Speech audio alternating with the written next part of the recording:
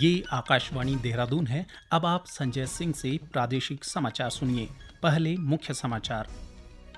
मुख्य सचिव ने प्रदेश में आने वाले पर्वतारोहियों और ट्रैकर्स के लिए जीपीएस युक्त रिस्ट बैंड की व्यवस्था करने के निर्देश दिए। अटल उत्कृष्ट विद्यालयों में मूल तैनाती वाले मिनिस्ट्रियल संवर्ग के कर्मचारियों को अन्य स्थान से अवमुक्त करने का निर्देश जारी। कोरोना से जान गंवाने वाले मृतकों के परिजनों को राज्य सरकार 50,000 रुपये का मुआवजा देगी। और प्रदेश भर में महानवमी का पर्व धार्मिक श्रद्धा और उल्लास के साथ मनाया गया। भारत कोविड टीकाकरण अभियान के अंतर्गत 100 करोड़ टीके लगाने का लक्ष्य हासिल करने के निकट है। इस महत्वपूर्ण कार्य में योगदान करने वाले चिकित्सकों, नर्सों और अन्य स्वास्थ्य कर्मियों का आकाशवाणी अभिनंदन करता है। इसके साथ ही हम आपको सचेत भी करना चाहते हैं कि कोविड अभी समाप्त नहीं हुआ है। आप सभी से हमारी अपील है कि यथाशीघ्र दोनों टीके लगवाएं और अन्य लोगों को भी टीके लगवाने के लिए प्रेरित करें। त्योहारों के समय कृपया इन 3 आसान उपायों का पालन अवश्य करें। मास्क पहनें, 2 गज की दूरी बनाए रखें, हाथ और चेहरा साफ रखें। कोविड से संबंधित कोई भी जानकारी और मार्गदर्शन के लिए राष्ट्रीय हेल्पलाइन नंबर 011-2397-8046 और 1075 पर संपर्क करें। इसके अलावा प्रदेश हेल्पलाइन नंबर हैं 104 व 0135-2722-100 और 2724-506। स्वाधीनता के 75वें वर्ष के उपलक्ष्य में आज़ादी का अमृत महोत्सव के अंतर्गत आकाशवाणी समाचार देहरादून ने स्वाधीनता संग्राम और उसके गौरवशाली इतिहास पर विशेष प्रश्नोत्तरी कार्यक्रम शुरू किया है।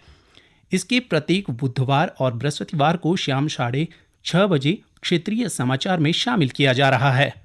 हमारा कल का प्रश्न था, वीर चंद्र सिंह गढ़वाली का जन्म 25 दिसंबर 1891 को किस जिले में हुआ था?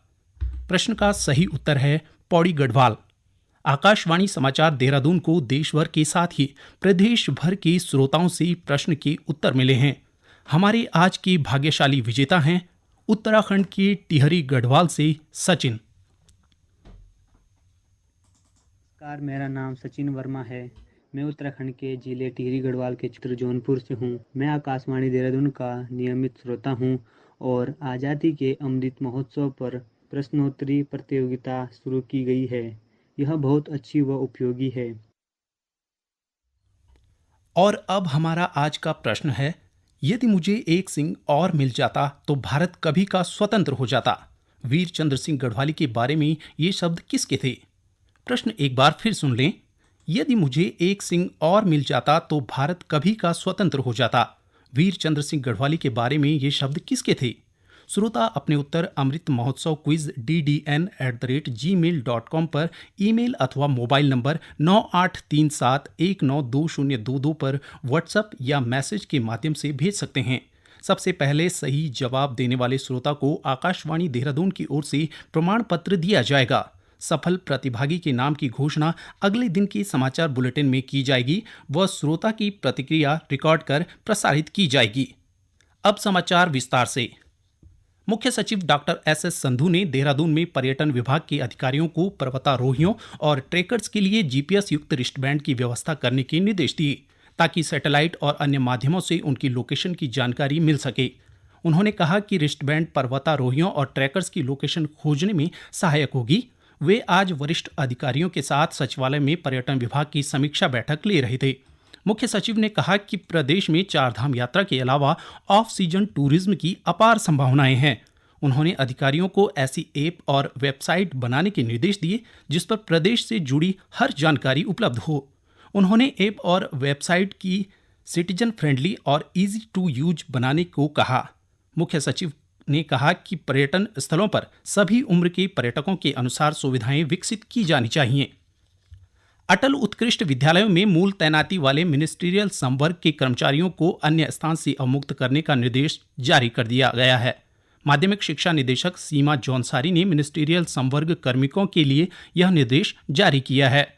निर्देश में कहा गया है कि जिन मिनिस्ट्रियल संवर्ग के कर्मचारियों की मूल तैनाती अटल उत्कृष्ट विद्यालयों में है, उन्हें तत्काल प्रभाव से अन्य विभागों से अवमुक्त करते हुए अटल उत्कृष्ट विद्यालय में तैनाती दी जाए। ये समाचार आप आकाशवाणी देहरादून से सुन रहे हैं। कोरोना से जान गंवाने वालों के परिजनों को राज्य सरकार 50,000 रुपये का मुआवजा देगी। यह आर्थिक सहायता राज्य आपदा मोचन निधि से दी जाएगी। इसके लिए प्रभावित परिवार को तहसील स्तर पर आवेदन करना होगा। आवेदन के 30 दिन के भीतर पीड़ित परिवार को मुआवजा मिल जाएगा। राज्य सरकार ने जिलाधिकारियों को मुआवजा राशि बांटने के निर्देश दिए हैं। राज्य में अब तक टीकाकरण की 1,08,24,000 से अधिक डोज लगाई जा चुकी हैं, जिसमें 34% से अधिक लोगों को टीके की दोनों डोज और 74% से अधिक लोगों को पहली डोज दी जा चुकी है। टीकाकरण की दोनों डोज लगा चुकी देहरादून के बालावाला से प्रीति ने आकाशवाणी के साथ अपना अनुभव साझा किया है।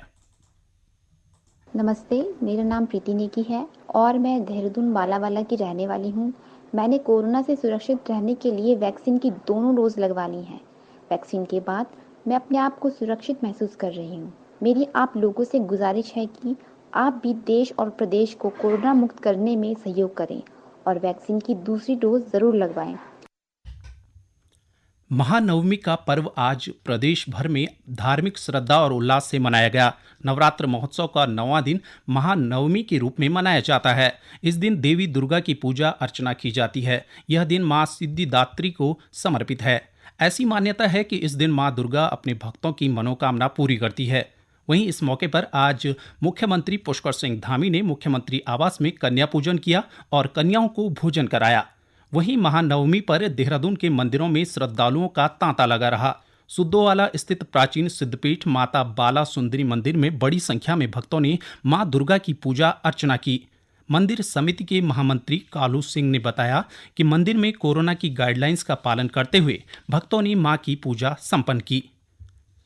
मुख्यमंत्री पुष्कर सिंह धामी ने आज रुड़की के धनौरी में शहीद सोनित कुमार सैनी के पार्थिव शरीर पर पुष्पचक्र अर्पित कर श्रद्धांजलि दी। उन्होंने ईश्वर से दिवंगत आत्मा की शांति और शोक संतप्त परिजनों के धैर्य प्रदान करने की कामना की। मुख्यमंत्री ने कहा कि शहीदों के परिजनों को राज्य सरकार हर संभव मदद देगी। कैबिनेट मंत्री स्वामी यतीश्वरानंद, विधायक प्रदीप बत्रा और सुरेश राठौर ने भी शहीद को पुष्पचक्र अर्पित कर श्रद्धांजलि दी। गौरतलब है कि सोनित कुमार गुवाहाटी में शहीद हो गए थे। सुकन्या समृद्धि योजना भारत की एक छोटी बचत योजना है, जिसकी शुरुआत 4 दिसंबर 2014 को बेटी बचाओ बेटी पढ़ाओ अभियान के तहत की गई, जिसके अंतर्गत माता पिता और अभिभावक कन्या के नाम से खाता खोल सकते हैं। खाता खुलवाने के लिए बच्ची की आयु सीमा 10 वर्ष से कम होनी चाहिए। बेटियों का भविष्य उज्जवल हो, इस उद्देश्य को लेकर यह योजना चलाई जा रही है। अल्मोड़ा मंडल के प्रधान डाक अधीक्षक बिशन सिंह भंडारी ने बताया कि सुकन्या समृद्धि योजना के अंतर्गत 46,605 खाते खोले गए हैं। उन्होंने बताया कि बालिका की उम्र 18 वर्ष होने पर धनराशि निकाली जा सकती है। इस योजना का लाभ ले रहे अभिभावक कमलेश जोशी ने बताया कि उनकी 2 बेटियां हैं और उन्होंने इस योजना के तहत खाता खुलवाया है।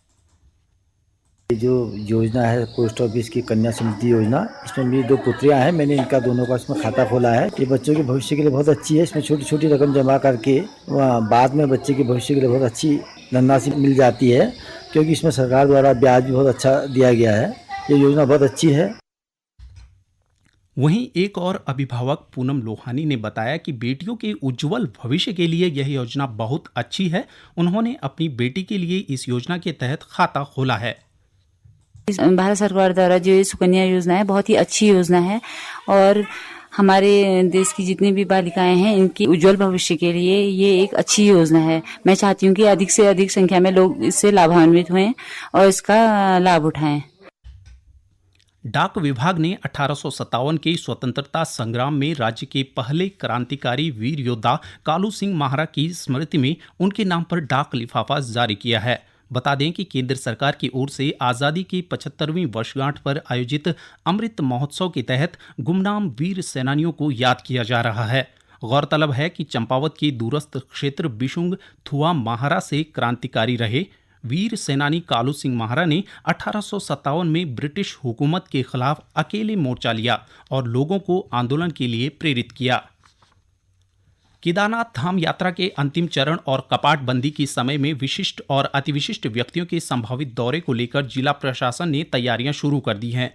जिलाधिकारी मनोज गोयल ने अधिकारियों से कहा कि इस बात का पूरा ध्यान रखा जाए और किसी भी स्तर पर अव्यवस्था न हो। जिलाधिकारी ने कहा कि केदारनाथ कपाट बंदी की समय यात्रा काल का महत्वपूर्ण समय होता है। इस दौरान यात्रियों की संख्या में वृद्धि के साथ ही विशिष्ट और अतिविशिष्ट लोगों के केदारनाथ पहुंचने की संभावनाएं अधिक बनी रहती हैं। अंत में मुख्य समाचार एक बार फिर। मुख्य सचिव ने प्रदेश में आने वाले पर्वतारोहियों और ट्रैकर्स के लिए जीपीएस युक्त रिस्टबैंड की व्यवस्था करने के निर्देश दिए। अटल उत्कृष्ट विद्यालयों में मूल तैनाती वाले मिनिस्टीरियल संवर्ग के कर्मचारियों को अन्य स्थान से अवमुक्त करने का निर्देश जारी। कोरोना से जान गंवाने वाले मृतकों के परिजनों को राज्य सरकार 50,000 रुपये का मुआवजा देगी। और प्रदेश भर में महानवमी का पर्व धार्मिक श्रद्धा और उल्लास के साथ मनाया गया। इसी के साथ प्रादेशिक समाचार समाप्त हुए। नमस्कार।